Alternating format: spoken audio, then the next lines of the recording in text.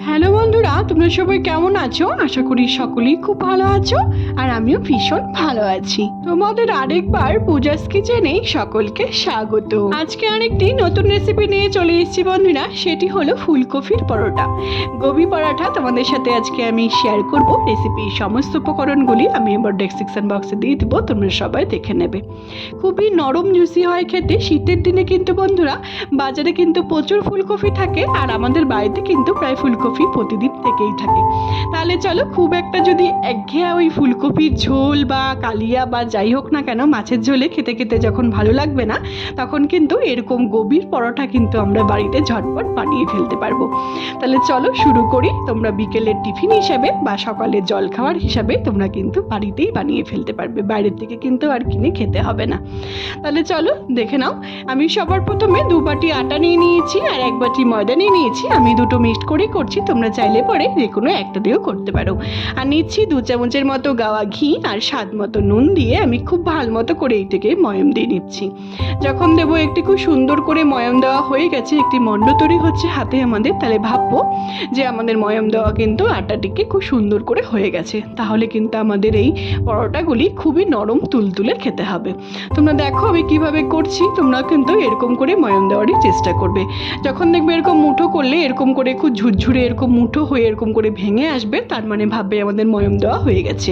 আমি এখানে উষ্ণ গরম জল দিয়ে ময়দাটিকে বা আটাটিকে খুব সুন্দর করে কিন্তু আমি মেখে নেব। যেরকম করে আমরা আটার ডো মাখি ওরকম করে সেমভাবেই কিন্তু মেখে নিতে হবে।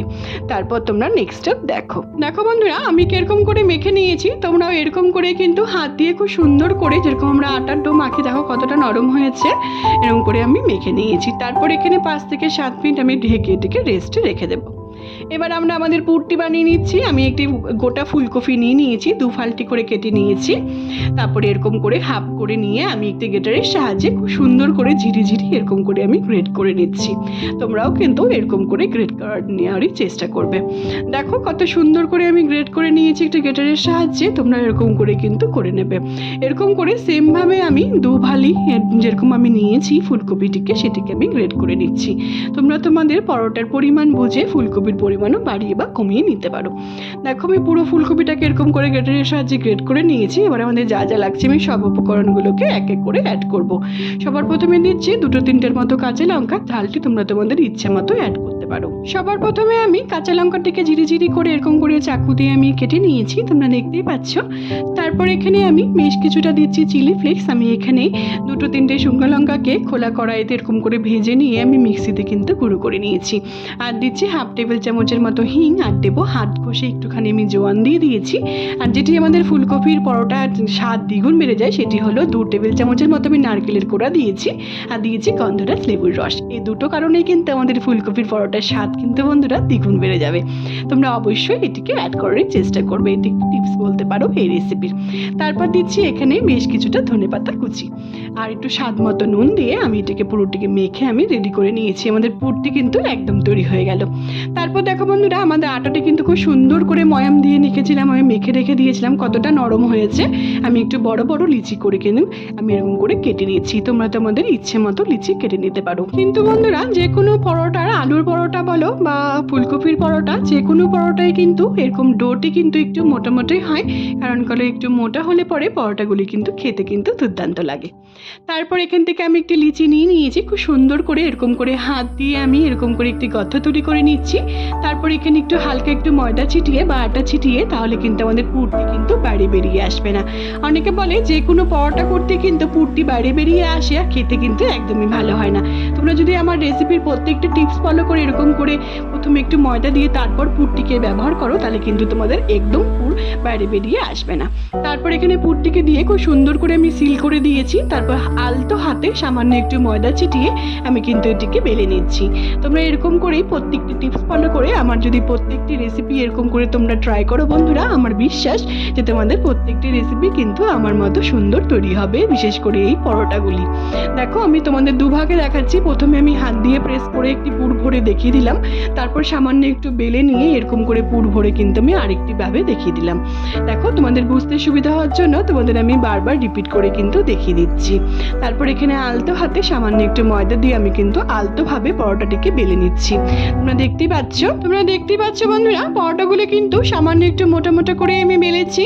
তারপরে এখানে আমাদের একটি পরোটা, দুটি পরোটা কিন্তু বেলা হয়ে গেছে। এবার আমি থার্ড পরোটা এরকম করে সেমভাবে কিন্তু খুব সুন্দর করে কিন্তু আমি বেলে দিচ্ছি। আমি প্রত্যেকটি গোবির পরোটা বা ফুলকপির পরোটা যেটাই বলো না কেন, আমি কিন্তু খুব সুন্দর করে প্রত্যেকটি পরোটাই কিন্তু একইভাবে একই পদ্ধতি কিন্তু বেলে আমি রেডি করে নিয়েছি। তারপরে এখানে আমি গ্যাসে একটি কড়াই বসে দিয়েছি, তোমরা তাওয়াতেও ভাজতে পারো। তারপরে একটি পরোটা দিয়ে এপার ওপার করে খুব সুন্দর করে কিন্তু আমি ভেজে নিয়েছি। তারপর এখানে আমি 2 থেকে 3 চামচের মতো গাওয়া ঘি দিয়ে কিন্তু বন্ধুরা আমি পরোটাটিকে ভাজছি। তোমরা চাইলে পরে কিন্তু সাদা তেল দিয়েও ভাজতে পারো বা ডালডা দিয়েও ভাজতে পারো। আমি এরকম করে প্রত্যেকটি পরোটাকে কিন্তু বন্ধুরা এরকম করে 1 থেকে 2 টেবিল চামচের মতো আমি ঘি দিয়ে কিন্তু খুব সুন্দর করে কিন্তু একইভাবে একই পদ্ধতিতে একটা একটা করে কিন্তু এই ফুলকপির পরোটা বা গোবির পরোটা যেটাই বলো না কেন আমি কিন্তু এরকম করে ভেজে ভেজে তুলে নিচ্ছি।